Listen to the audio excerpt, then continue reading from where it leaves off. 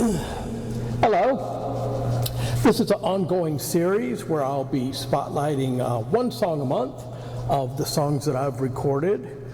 And today being January 19th, 2023, it just so happens to be the 10-year anniversary of when I started recording songs.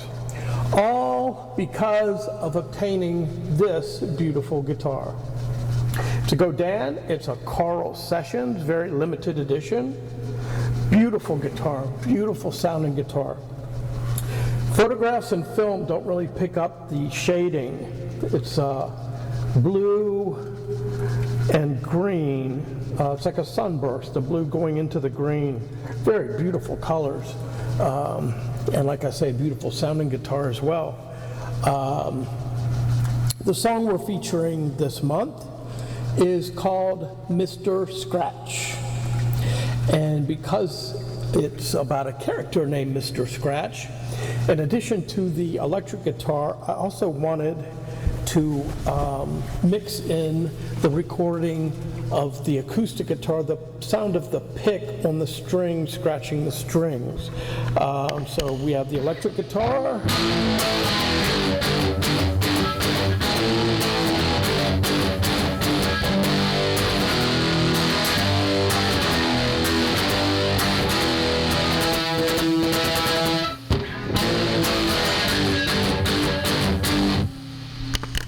And then the acoustic scratch, pick scratching on the string.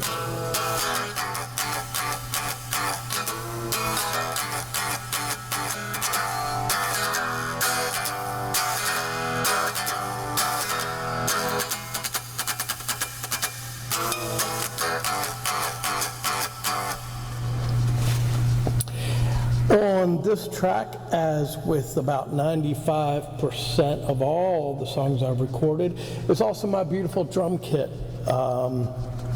With the exception of songs recorded at Sun Studios where I used their blue 1960s Ludwig kit, but we'll talk about that when we get to those songs. On this song, as well as most of my music, I use my drum kit. It's a 1969 Ludwig named Ruby Strata, and we have figured out the date because the inside of the shells have a spray coating that was used to project sound. And Ludwig used that in the late 60s, early 70s. The finish on my drum kit, Ruby Strata, was used in the late 60s. So that plus other information, we've determined that this kit is from 1969, maybe 68, but probably 69. And the name is Ruby Strata, and I'm going to introduce you to her.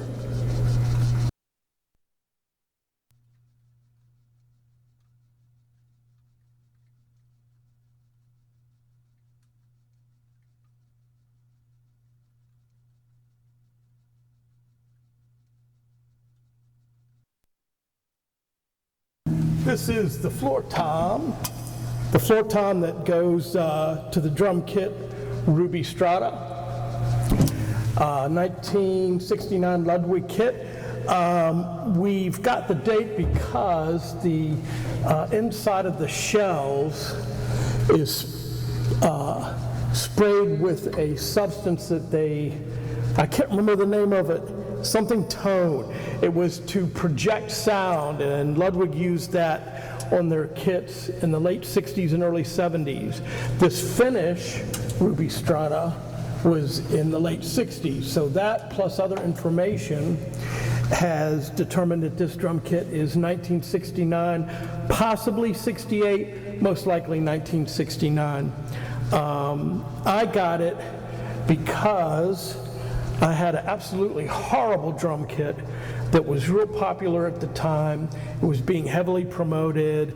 It was supposed to be the most wonderful drum kit ever made because it was so compact and you didn't have to make 5-6 trips from the car to the club.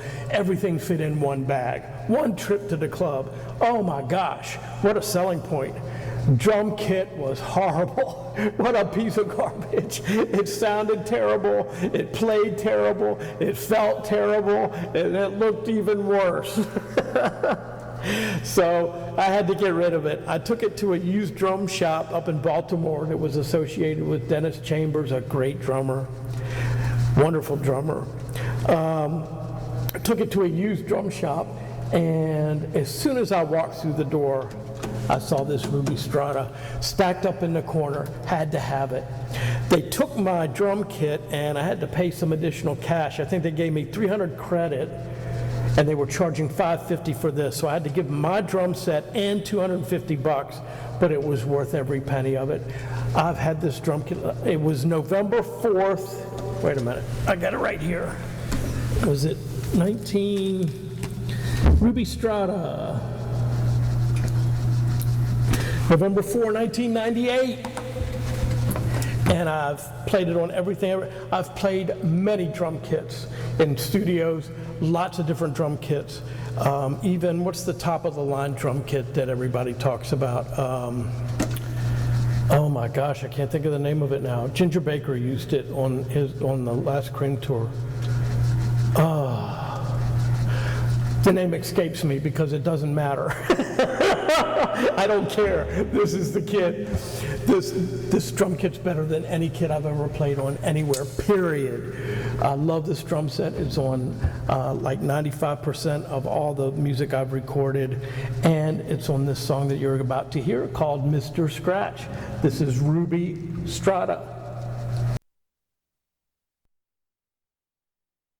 So what we're looking at here is a photo that was used for the second Dusty FLEURS album called FLEURS. It's Dusty standing there with his broom, a really cool shadow behind him. Bill Christie took that photo, a photo session at his guitar shop. Thank you, Bill.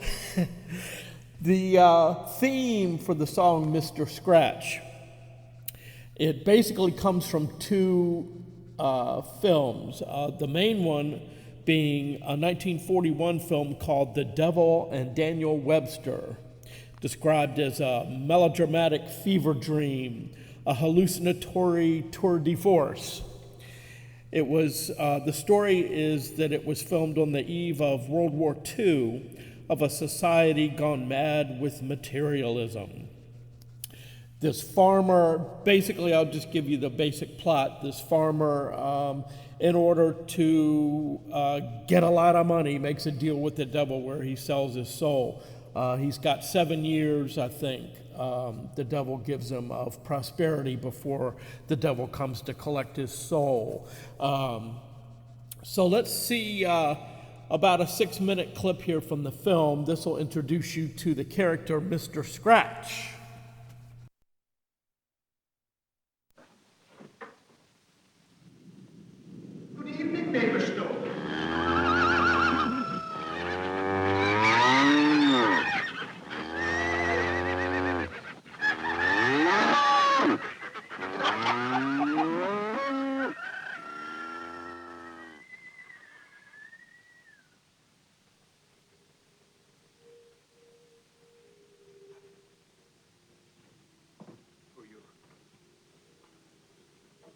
My name is Scratch.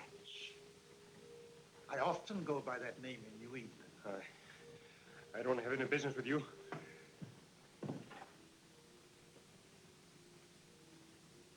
Do you deny that you called me?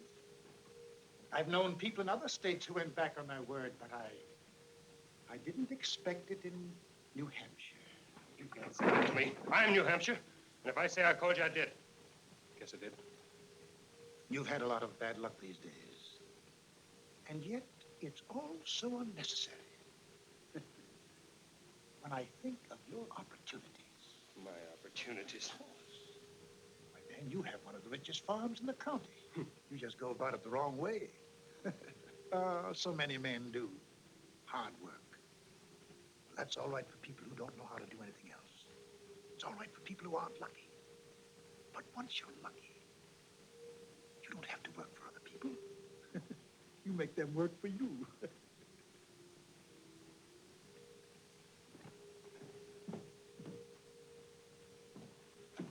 Well, now, mister, that sounds all right. But how do I go about it? Clever man like yourself, he can find money anywhere. money to pay his bills, money for his wife and children, money enough to be a rich man. All he needs is a friend to point it out to him. Like this.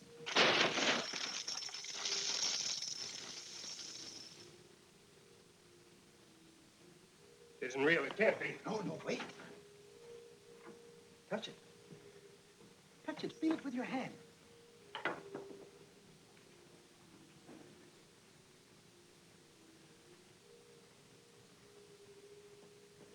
Gable. Someone's calling you, Mr. Stone. Gable Stone. Oh, there he is. Tell me, where did it come from? You know the old story? The Hessian wagon train that was ambushed on its way to Saratoga? Some of the gold has been buried under your barn. Yes, yes. Why shouldn't it? Yes, of course. People forgot, or the man who knew about it died well. You know how these things happen. It's mine. It's mine. Yes, that's right, Mr. Stone. Oh, there is just one little formality. I would like your signature here. See? And when it's done for 7 years. It's our usual form. Of course, we can take up the question of renewal in due time. What does it mean here about my soul? Why should that worry you? Soul is nothing. Can you see it, smell it, touch it? No. This soul, your soul, are nothing against 7 years of good luck. You'll have money and all that money can buy. Upon my word, neighbor Stone, if it were not for my firm reputation in generous dealing, I... No. Give it to me outside. I'm afraid I'll have to prick your finger, neighbor Stone. But what's a little pain to a lucky man?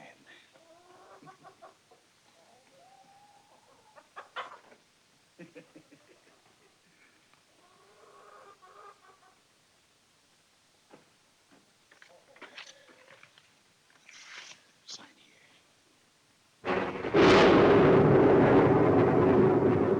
Afraid? No.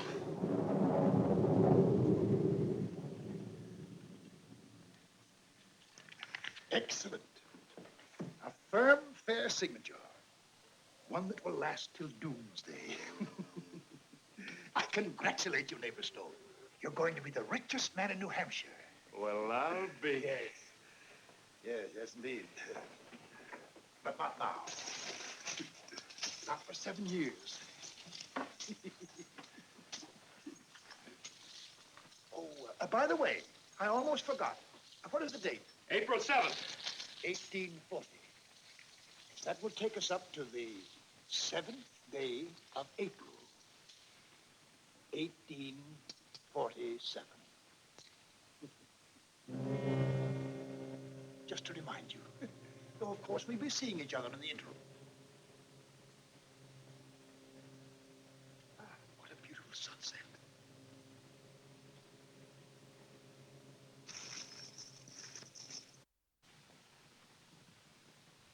Money's a funny thing, ain't it, Ma? I figure it depends a mite on how you get it and how you spend it. But I don't spend any. But you should, son. That's all it's good for. Do you really think that? That's just common sense. Now, a man like Daniel Webster, guess they pay him high for what he does, but he's worth it, and he helps others. Makes all the difference. I know. But suppose a man got his money in bad ways. Wouldn't profit him none. You see, son, I'm old and I've lived. When a man gets his money in bad ways, when he sees the better course and takes the worse, then the devil's in his heart, and that fixes him. And yet, a man could change all that, couldn't he? A man can always change things. That's what makes him different from the barnyard critters.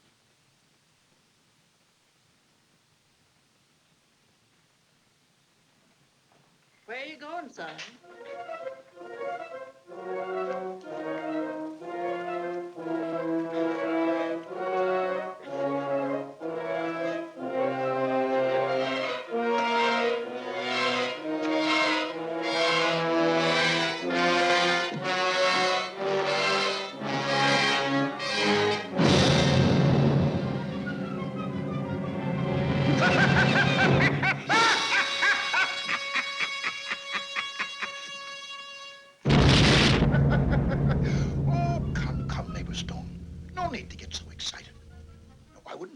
that tree down if I were you. It means a breach of contract. I don't care! But you should. Now that you're becoming a father. You keep your tongue off that. Yes, of course, certainly. I shan't even come to the christening. It would be tactless and in wretched bad taste. But I may send a friend of mine. Just for old time's sake. Yes, I think I'll do that. James! Get away, get away. Get out of here, quick, hurry. Get away. Dear mother, I find her rather difficult. Hardly the type for my sort of thing. James! Bye. James!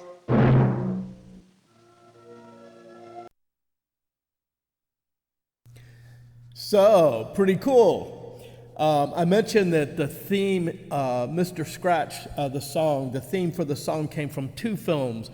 The second film is a 2009 film by the great Terry Gilliam called The Imaginarium of Dr. Parnassus. This was Heath Ledger's last film. He actually passed away during the middle of the filming, and they had to tweak the story just a little bit, but it actually, Terry says that the way the film was going, it didn't really have to get changed too much, and they introduced Johnny Depp in place of Heath Ledger. And in the storyline, it actually works very well. The other people in the film, Christopher Plummer, Vern Troyer, Colin Farrell, Jude Law, Lily Cole, and Tom Waits, who plays a character named Mr. Nick, also known as Mr. Scratch. So here's a short bit of film of Mr. Nick in action from the Imaginarium of Dr. Parnassus.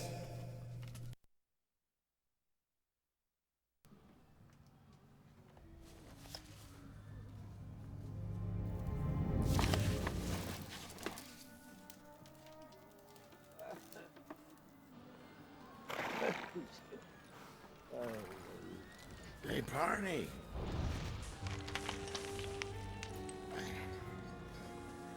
It's been a while. Hey, last call. Yes, perfect. What did I say? Stop passing around. We don't have all night. Bloody kids again. What's up, Doc? Don't we love our children? She's ripe as a peach. Sweet little 16. And oh my. Ah!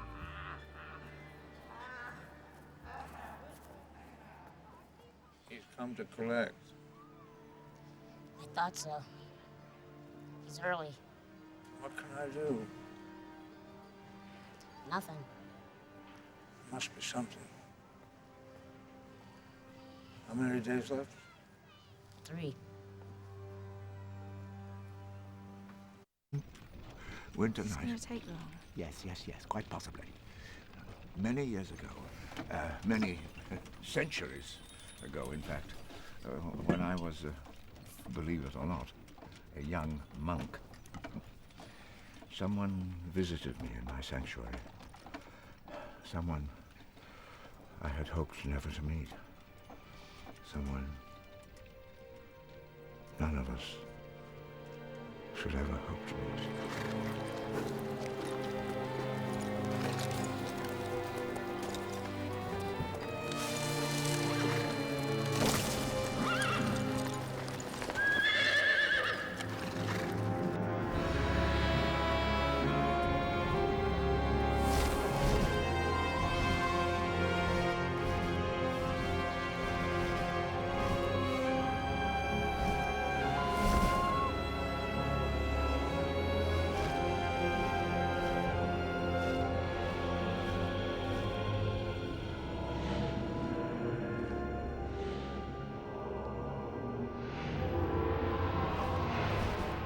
Having captured the wind, tamed the storm, kept the stars in their orbits and the earth turning on its axis, the chief steward lying down to take his rest, had a most disturbing dream.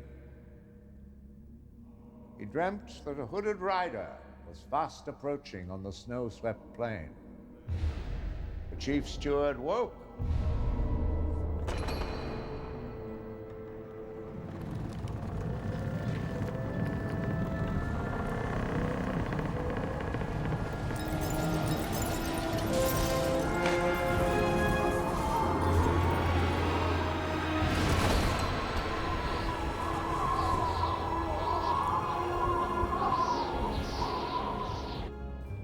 So the steward set out on his great journey.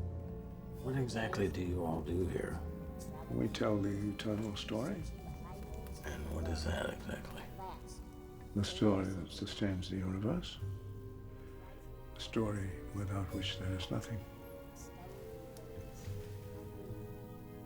Nothing.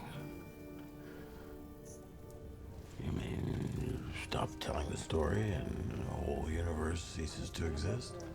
You make it sound so simple. And you believe it? We are ordained for this task. It's just incredible to me that you can believe something that can be so easily disproved. Oh, I don't think so. We'll see. I will gather 1,000. No.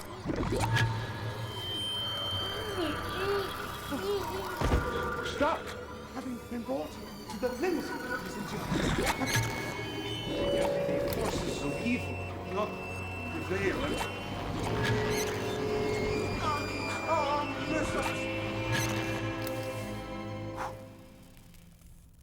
There. The story stopped. No more story. But we're still here. Fire's still burning. Still snowing. Wind's still blowing. Nothing has changed. Oh, come on, cheer up, Doc. I've freed you from all this ridiculous nonsense. Now you can do other things with your powers. You can, I don't know, you can go shopping. Have fun. You can learn a foreign language or go on a cruise.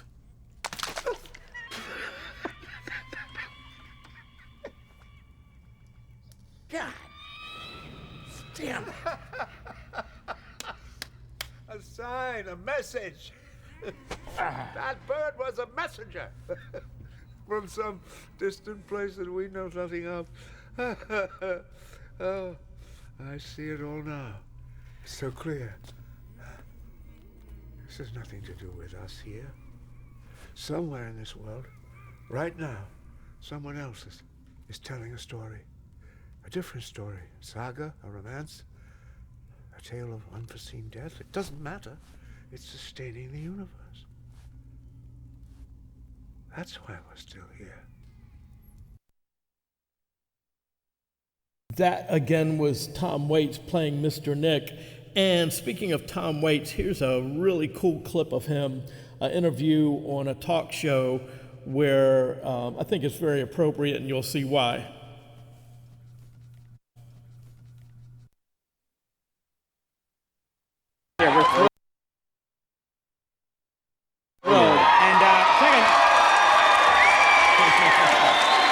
You got this power over them. I noticed during your performance you had this shovel out there, and you still have the shovel. What is the significance of the shovel, please? Shovel, please. Well, all right, this started at home, and my family thinks I'm a little imbalanced, but I want to get your opinion. Get my opinion, okay. You know when they took a cheese sandwich and they said they found the image of the Virgin Mary on the cheese sandwich? That's right, I remember that, yeah. And they was selling for like 23 grand or something. Yeah, it sold for a lot of money, yeah. Well, this is kind of the same thing, only it's a shovel from my fireplace, and I found the image of the devil on it, and let's see, pull that out there and see if we can, let's put it up right here on the desk. Maybe that's the best way to get a shot of it. You tell me. Yeah, all right, let's see if we can see. Is that? You tell me. Yeah, yeah!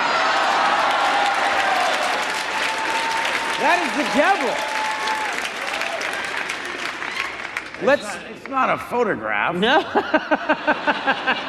That is the But devil, I think. There is evidence that there's an evil entity in my fireplace. Yeah, yeah. It's some kind of a weird primitive email that I got. So we should sell this while we're here. We'll get the bidding going at $10,000, and we'll see what happens.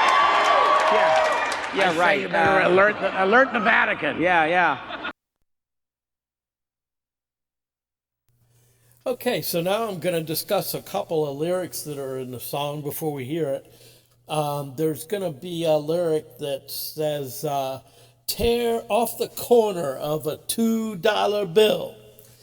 That came about, I have a friend, lives down near Richmond. His name is Bob. Hey, Bob. I see him sometimes. On my birthday, he sends me a birthday card, and inside is a $2 bill. I got quite a few of them.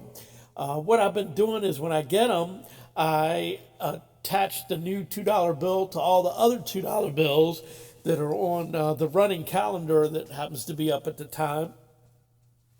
But I started tearing off one of the corners in a superstitious kind of thing that it would be good luck. When I told Bob about this, he got on the internet and he found an article about that it's an actual fact. It's a historical belief of tearing off the corner of a $2 bill. I didn't know that. I thought I made it up. Let's see, another lyric. A goose and a fox and some corn in a sack. That's from a story that I heard that's supposed to be like an unsolvable riddle kind of thing, where you're on one side of the river and you got a boat. You got to get to the other side of the river, and you got 3 things that you got to take over there. But the boat's only big enough for you to fit one thing at a time. So if you take the fox over first, when you come back, the goose ate all the corn. If you take the corn first, when you come back, the fox ate the goose. I don't know what happens if you take the goose first. I didn't know foxes ate corn, but maybe I guess they do, or maybe the fox sold the corn. I don't know, but it's supposed to be an unsolvable riddle to drive you crazy, which sounds exactly like something Mr. Scratch would be up to. Another lyric in the song is, if he tries to jump down the tree, you'll snatch him right back. One day at work, I was looked out the window, and this guy and his girlfriend had come to the building. There's a doctor's office in the building. She had a doctor's appointment, so she came in the building, and he proceeded to, while waiting for her, tape up his fists and started working out on a tree. He punching the hell out of this tree. Such an idiot. He was really hitting that thing. And I thought, wouldn't it be funny in a Stephen King sort of way if that tree came alive and one of those big limbs came down, punched him right back, knocked him on his ass. He'd lose his damn mind. So those are a couple of lyrics that you'll hear in the song. I wanted to explain where they came from. All the other lyrics you'll know came from those 2 movie clips that we saw and variations thereof. So now it is finally time to hear the damn song. Here is, off the first Dusty FLEURS album called Dust Never Sweeps, my song called Mr. Scratch.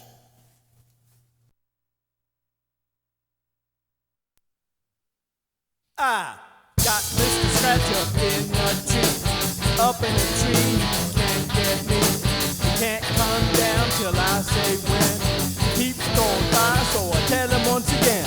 Trick your finger is trying to cut. Talking about rain, make the yard full of mud. 7 years good up, carving in a tree. Find a pot of gold, touch and see. I got old Slipwood up a tree, up in a tree, can't get free. Hoodwink got him in the blink of an eye. Can't get down, but sure does try. A tough road to hoe, I can spin you a yard.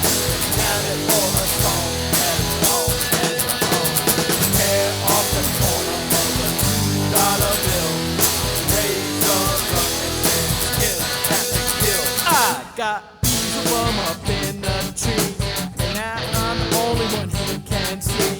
If he could jump into the huckleberry patch, the tree would reach down and make a snatch.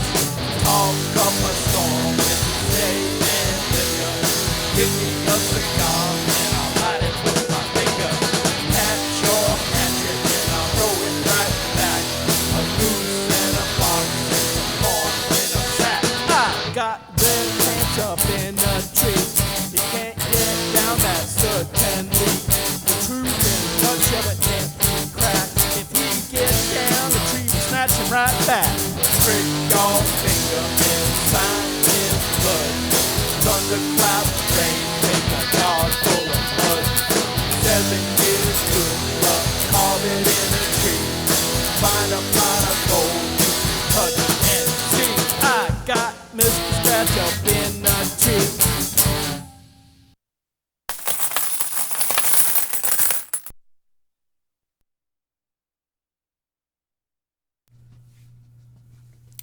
I hope you enjoyed the song Mr. Scratch, and we'll continue here with the Song of the Month for the rest of the year 2023. In closing, with the theme of Mr. Scratch and Mr. Nick, here is a wonderful live performance by Nick Cave and the Bad Seeds. Their character, very similar to Mr. Scratch and Mr. Nick. It's the man with the red right hand. And this has got some of my favorite lyrics in it. There's one that's very rhythmical. Microscopic cog in your catastrophic plan. No, microscopic cog in his catastrophic plan. Another favorite lyric in here of mine is where he's saying, if you don't like the car you're driving, he'll get you a different one. Not a better one, a different one. So, Nick Cave and the Bad Seeds, Red Right Hand.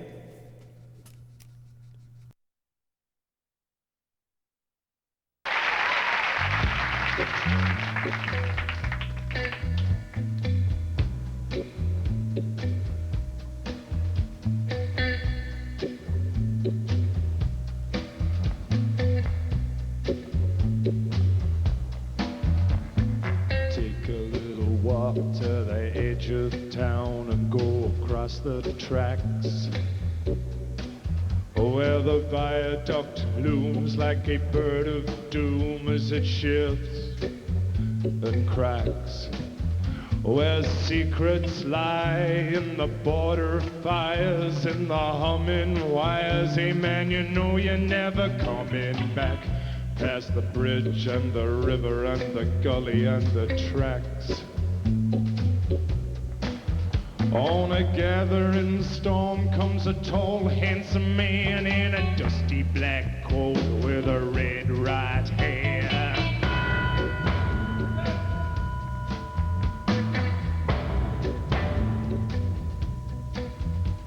You ain't got no money, he'll get you some.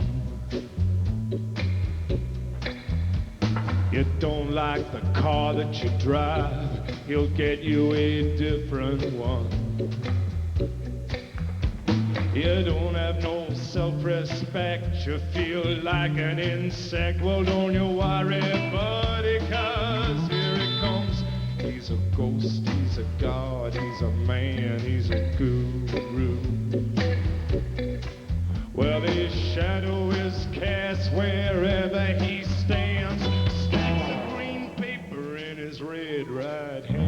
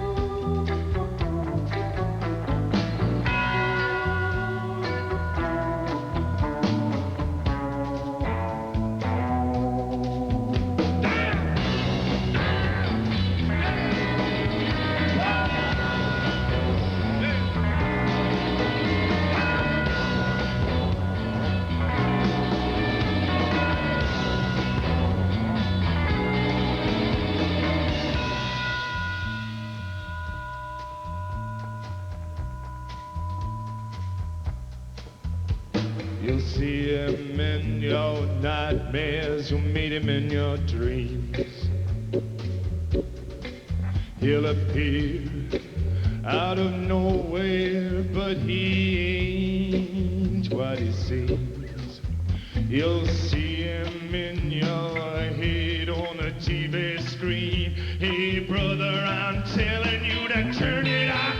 Well, he's a ghost, he's a god, he's a man, he's a guru. You're one microscopic cog in his catastrophic plan, designed and directed by his red right hand.